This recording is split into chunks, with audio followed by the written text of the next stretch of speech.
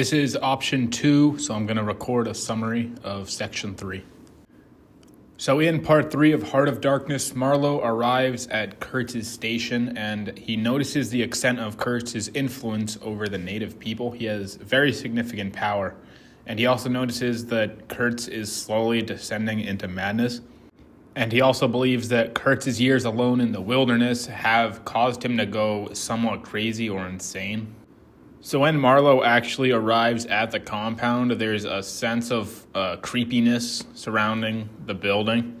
He notices that there's severed heads on the stakes, and that displays Kurtz's authority over the natives.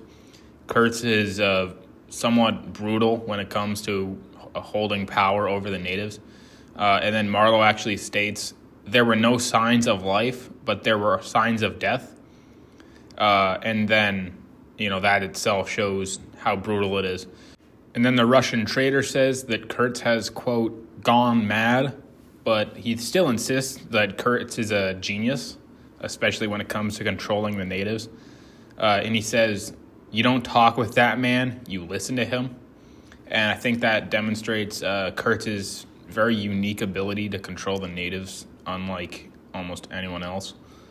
And later on, we find out that Kurtz is alive, but he's like really, really close to dying.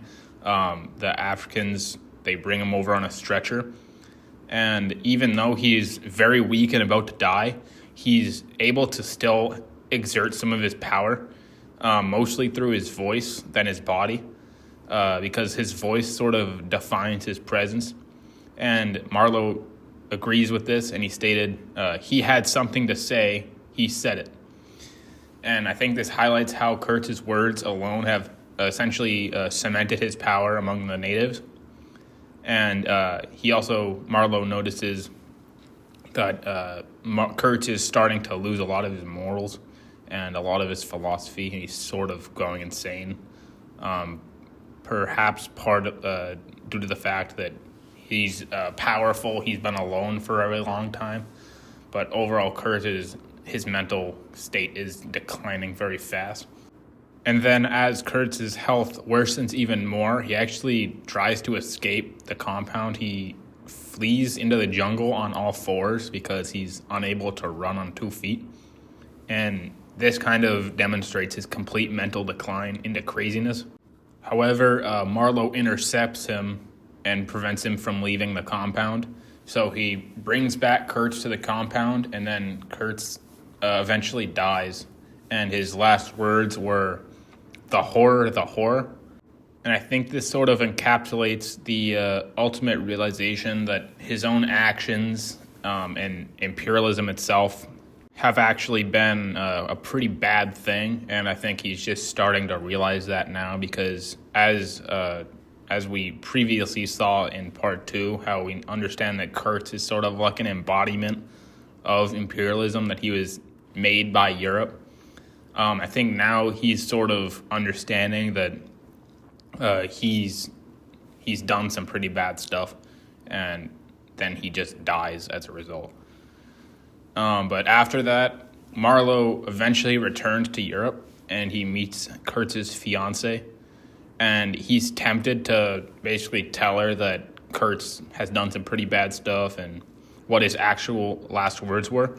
But instead, he tells his fiancée that Kurtz's last words were her name. And he's maintaining the illusion that Kurtz is a nobleman instead of, a crazy guy. And he says, it seemed to me that the house would collapse before I could escape, that the heavens would fall upon my head. And I think this reveals the significance of his deception and the contrast between the European understanding of imperialism, which is a civilizing mission, and the reality of imperialism where, Kurtz is over there oppressing people. He's killing people, putting heads on stakes, and not being a very nice guy. So overall kind of shows the difference between, the standard European beliefs of his fiancée and then what's actually going on. And that's pretty much it in part 3. That's the end of the book.